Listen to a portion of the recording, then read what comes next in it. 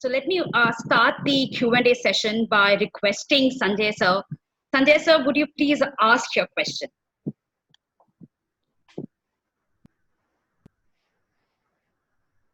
Sanjay sir? My question is already on the board, and I would request the speaker to respond to that. Basically, was there any relation between the empowerment of the Iranian woman, the role of Farah Pahlavi, and the Islamic Revolution? I can say that, well, the Shah met Farah Pahlavi. She was his third wife, so he met her at a later period of his wife, and she became more central as a role model for Iranian women, but not only Iranian women. She became a major symbol of women in the Middle East, I can say, as a whole, and of what being royalty is all about. Especially from the 1960s and 1970s, I would say more or less the 1967, when she was crowned, in addition to the Shah, as the Empress of Iran. And she was demonstrating what it meant to be not only a royal woman, or the wife of the Shah, but also a working mother. We can say that in the early 1970s, 1972, we already had, we can say, 4 children. And if I can interrupt, Khurshid sir, can you please mute your Khurshid sir? Khurshid sir, can you please mute your mic, please? Thank you. Liora ma'am, up again. Okay, thank you, okay. Please. So she had 4 children, and after fulfilling her responsibility as a mother and giving the nation an heir to the throne, she was able to dedicate herself to the nation. And she used to call herself, there are a lot of places, like for instance, I know that in Egypt, they used to call the role model of women the mother of the nation, or the nation's mother. So Farah Pahlavi did not consider herself the mother of the nation because she was 20 years younger than the Shah. So she used to call herself the mother of all Iranian children. She used to say that all the children in Iran are like her children.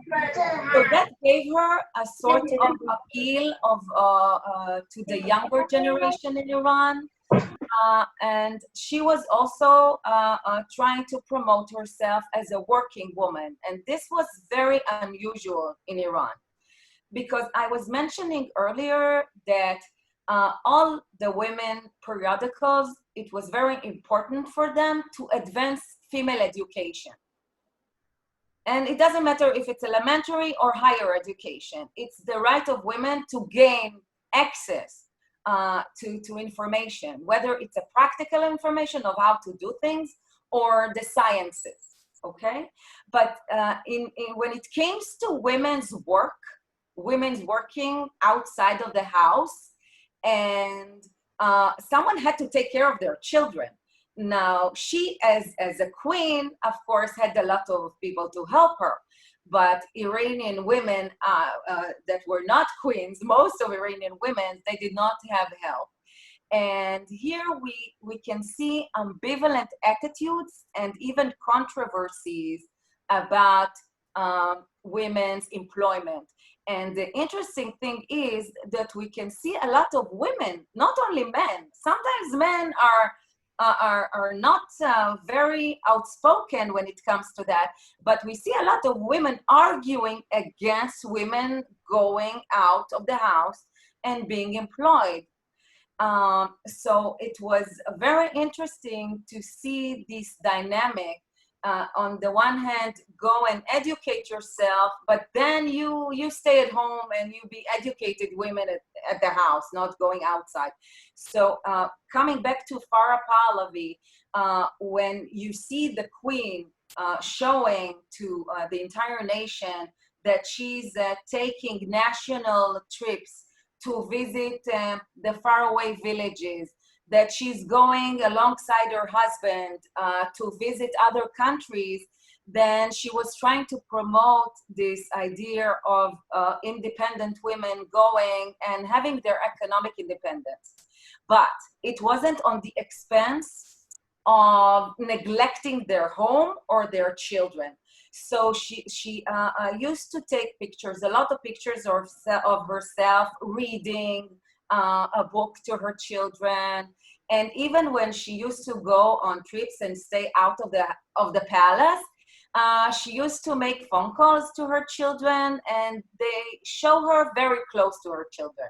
She was a really good mother. It was important to show her as a good mother and a good spouse, a good partner for her husband, the Shah, and also a working woman to her nation.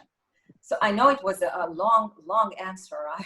I apologize. I will try to keep it short. Now, can I request Professor Nicolini to ask his question, please? Professor Nicolini? Yes, hello. Yeah. Thank you so much. I feel embarrassed because I'm out of queue. There were other colleagues before me, but if that's okay, I'm going to shoot my question. And thank you for giving me the spot. My question is about the nature of political coverage in these magazines. Was there any indication that the cultural empowerment of women was translated into any kind of political discussion? And if so, what was the nature thereof? And let me also take this moment to thank you for a fascinating talk, Professor Hendelman-Baavur. Thank you. Well, during that time, Iran was under a lot of restrictions, especially from the late 1960s and throughout the 1970s. The Savak made had a lot of accomplishments in terms of restricting freedom of expression in Iran. And saying that, one of the interesting things is that women's magazines usually, not only in Iran, don't tend to be political. They tend to occupy themselves with fashion and with all things related to culture, with domestic issues. So they go beyond the radar, or they are not dealing with political stuff. Now, having said that, I have to say one more thing. And this is, I know, very important. Iran, whether under the Shah or under the Islamic Republic for the past 41 years, experienced only very short periods of time where freedom of expression was possible. That means that Iran was never a democracy, never experienced a democratic political institutions to the fullest. And therefore, when the central government was very, very strong throughout the 20th century till this very day, when it was very centralized and very strong, there was no freedom of expression. People, neither the press nor intellectuals in Iran could say what they wanted. They had to go outside of Iran, for example, to India, and many journals and newspapers were coming out in Germany, in Egypt, in India, in Europe. Even today, we see the opposition to Iran is not in Iran, but outside of it. And when the central government demonstrated weakness, then we see a surge of expressions, and then the periodical press and intellectuals become very, very vicious. It's like you open an entire dam of electricity coming out, and people are saying whatever they want. And then it is almost impossible to stop them. And then you need, again, the central government or the central authority to come and try to rearrange everything together again. So I can't say that upfront they dealt with political issues, but there were two things that are important to remember here. And this is something that I didn't want this book to become another book trying to explain why there was an Islamic revolution, because this is something I believe others before me have done a better job at. And I didn't want, again, to make it an exercise in why there was a revolution, because this was not the point. But I can't disregard this revolution because it was too central, and I can't say this is like a heavy rain upon me and I disregard that there is rain.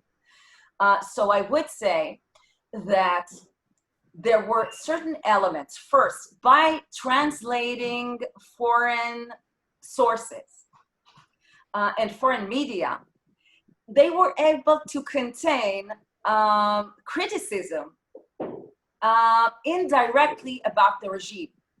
For example, by showing that the Shah is traveling around the world in luxurious airplanes, and he's socializing with I don't know, with in the U.S. it was with all sorts of movie stars, and with kings and queens from Europe. And a lot of the people in Iran are starving. They don't have electricity, they don't have running water, they don't have education. So people were beginning to think that the gap between the privileged and the Shah and the ones, most of the people in the country that do not share his lifestyle, are widening. That he's living a way of life that does not suit most of the people in Iran. And of course, there was another element. These magazines were commercial. That means that they had to rely heavily on ads. And not only on ads, but they had to rely on certain types of materials. And they became, as the time passed by, towards 1979, very, very sexualized. They were showing more and more body parts and becoming less and less moral. If they started with ideals and values to promote women's education, you can't say, I want to empower women and it is important for women to go outside and learn and work, and then show that the only thing that women have to offer is their sexuality. It seems like it's a contradiction in terms, and then they began to see them. I'm talking about a lot of the anger was not directed at the Shah and the royal family because it was illegal to do that, but it was okay and it was legitimate to direct your criticism against the West.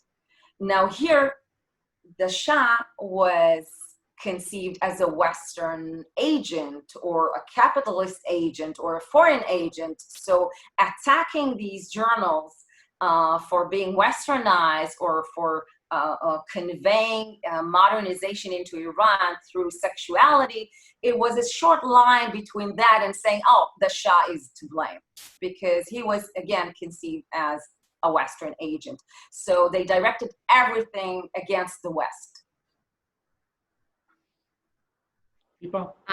Yeah, thank you. Ma'am, due to the paucity of time, I'm just going to put two quick questions, right? So one of them is, when you're using the word Iranian woman, does it also include the minorities, ethnic minority groups, like the other minority groups present in Iran during that time? That's one. And the two is, how far did the debate change post the revolution? I would really request you to keep the answers short. Okay, I'm sorry. Okay, so I would say that I was relating to two magazines. One of them continued to be published till this very day. That means that the new regime considered it to be enough of a symbol not to stop it or cancel it. But everything has changed. Women began to look less revealing in their outfit, and they were wearing veils all of a sudden. They were referring in the magazines in the past to religion. I can say that only in 1977, they began to relate to women who asked the periodical, the Women's Commercial Press. They told them, listen, I'm a devout Muslim. I don't want to be seen in these kind of outfits. What can you offer me? So they began to show a very moderate hijab or chador, but only in 1977. Up until that moment, in 1977, a veiled woman was considered to be backward, traditional, superstitious, fanatic, unmodernized, only in negative terms. Only from 1977, they began to show them as more with positive elements. And of course, everything changed to the other side following the Islamic Revolution. Everything that was representative of the West became to be negative, and the devout Muslim woman, fully chador with the hijab and the veil, became to be the ideal. And they moved to an ideal local model by raising the daughter of Prophet Muhammad, Fatima, as the role model for the Muslim woman. Okay, that was really interesting, ma'am. The whole talk, the whole idea that the way you're passionately putting across to us right now, that was really interesting. And I on behalf of everybody can say that we were spellbound. Thank you so much. Thank you so much for just sharing your views, the whole concept to us. I'm sure the book would be fascinating to read. I know, because the whole idea of the changing notion of the gender and the how it has been represented throughout the years that have passed between the revolution, that is really interesting. With this, I'm going to just thank you so much for coming and presenting the whole book to us.